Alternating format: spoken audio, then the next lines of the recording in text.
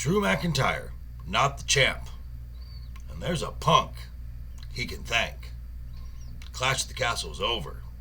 The attention now shifts to Montreal and Money in the Bank. And here we go.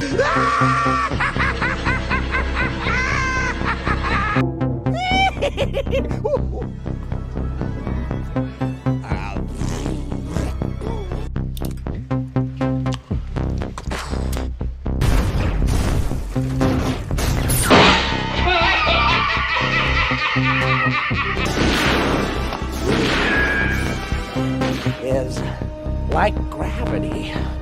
All it takes is a little push.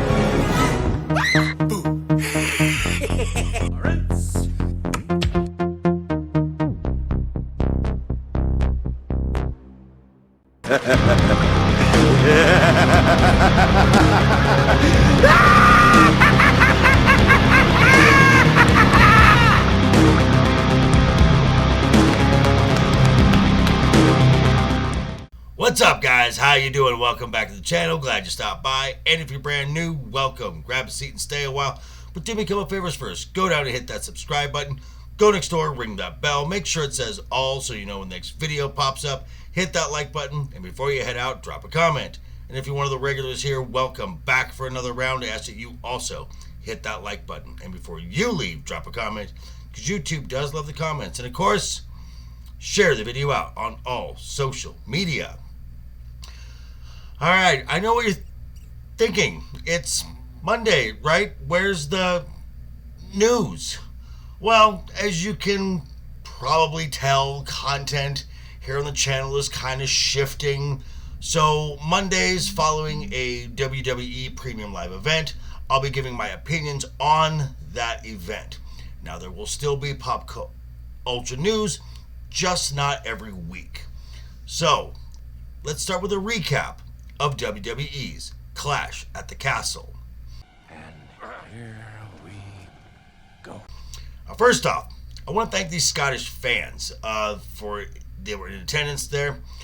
They were loud, they were engaged, they were raucous, and at some points, the noise level, the WWE had this decibel meter, was well over 100 decibels, and the soccer-style chants that they had throughout were just a lot of fun. Something we fans over here in the States could learn a lesson from. I'm just saying.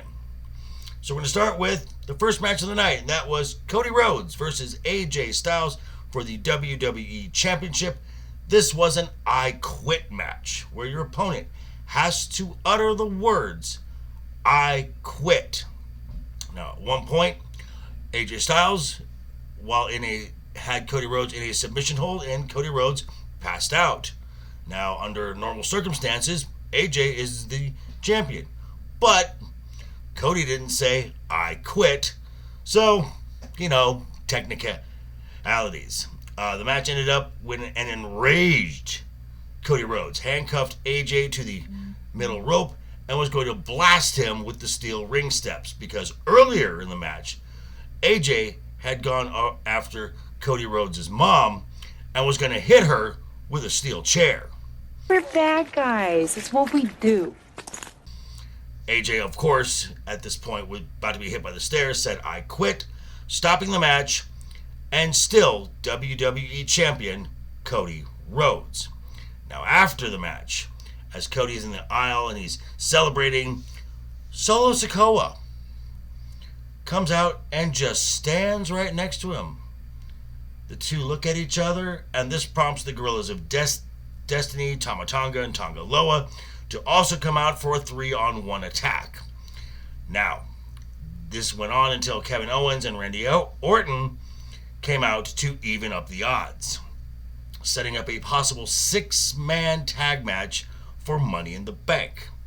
Now, ever since Cody Rhodes has won his title at WrestleMania, I've been saying that his story as champion has felt a little flat.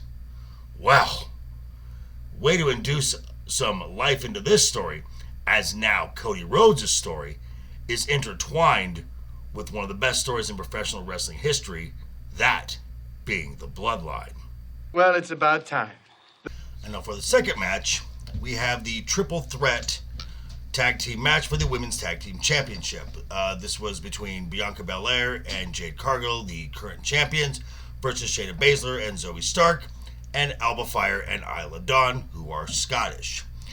Now, this outcome to me seemed the most likely possible. The fact that it was a triple threat match, as I correctly predicted, the unholy union of Alba Fire and Isla Dawn are the now new Women's Tag Team Champions. Now, what makes this even more satisfying from just a human standpoint is when you learn that a month ago, Alba Fire lost her mother in a tragic car accident while they were on vacation in Orlando to visit her. Now, I'm not saying that that's the reason that this outcome was achieved, but it still makes you feel nice as she was celebrating in her home country in front of her family and friends. And now, not to take anything away from these ladies on their win, but this match was also what really has really exposed the failed experiment that is Jade Cargill, a topic that we will be hopefully putting to bed this Wednesday on Wednesday night is overbooked. So be sure to tune in for that. And the next match of the night was the Intercontinental Championship match between Sami Zayn, the champion, and Chad Gable. Now, the outcome was not what I expected, as once again, Sami Zayn is still the Intercontinental Champion. I thought for sure that this was the moment to put the title onto Chad Gable. Now, upon rewatching and taking time to think about it, Chad can't win yet. So long as he has in his mind, he is carrying around the dead weight that is the Alpha Academy. So after he cuts bait and enlists the services of the Creed brothers, possibly Ivy Nile as well, is when he weasels his way into another match at Money in the Bank and rips the title away from Sami Zayn in his home country of Canada. Ouch. And next is the WWE Women's Championship match between the hometown heroine of Piper Niven versus the current champion Bayley, which was on her birthday. She turned 35. Happy birthday, Bayley. Now, this match really could have gone either way. Yeah, not really. This match was never in doubt as Bayley retains her title.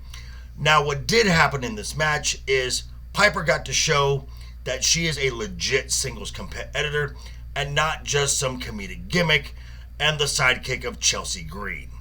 Now, the outcome sets up Bayley versus Nia Jax at SummerSlam, where I predict Bayley will lose. Wait a minute, hold it. Again, tune in Wednesday for Wednesday Night is Overbooked to hear all about it. Stay tuned for more. And now it's time for the main event. Drew McIntyre entering the ring as a conquering hero, described by Wade Barrett, likening Drew to William Wallace, versus Damian Priest of the Judgment Day, who, based on a match on Monday, his Judgment Day lackeys are not allowed anywhere ringside. This is going to be an easy layup in his home country, the biggest wrestling superstar to come out of Scotland. There's no way Drew McIntyre can lose this match, right? It's a bold strategy, Cotton. Let's see if it pays off for him. At one point, Priest was going for a middle rope leap over the top rope into the outside of the ring and got his foot caught in the top rope. This was a nasty spill. This was an obvious botch. But the two wove it into the story within the match, which made the match even better. And now late in the match, the referee is thrown from the ring into the guardrail separating the ring from the audience, and he gets knocked out. Drew hits the Claymore, his finishing move, and motions for another referee as he covers Damian Priest.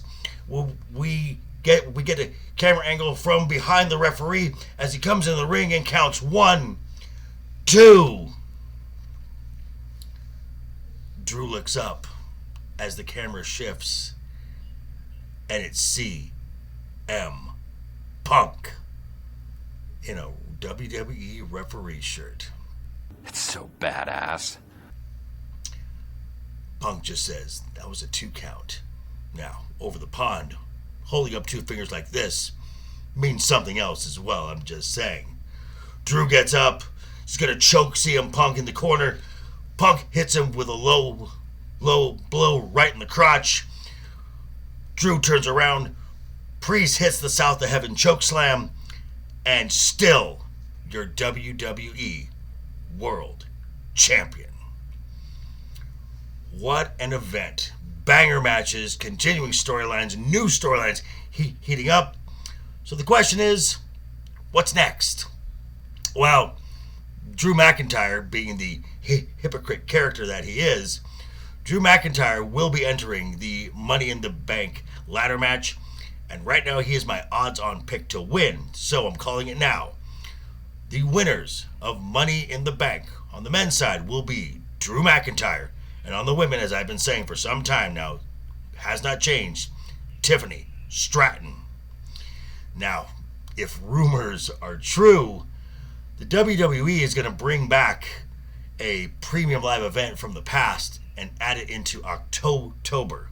That being Bad Blood. Oh my.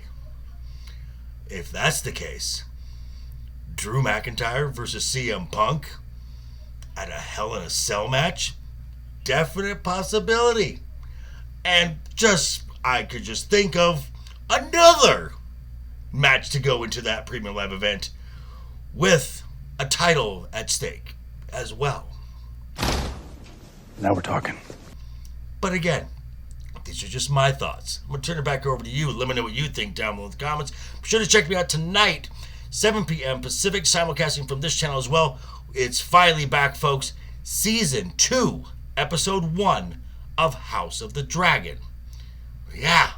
Thanks for stopping by, folks. Again, quick reminder before you head out the door, hit that subscribe button, ring that bell if you liked the video, give it a thumbs up. If you didn't like the video, hey, thanks for sticking around this long. I appreciate that. And I will see you guys all very soon.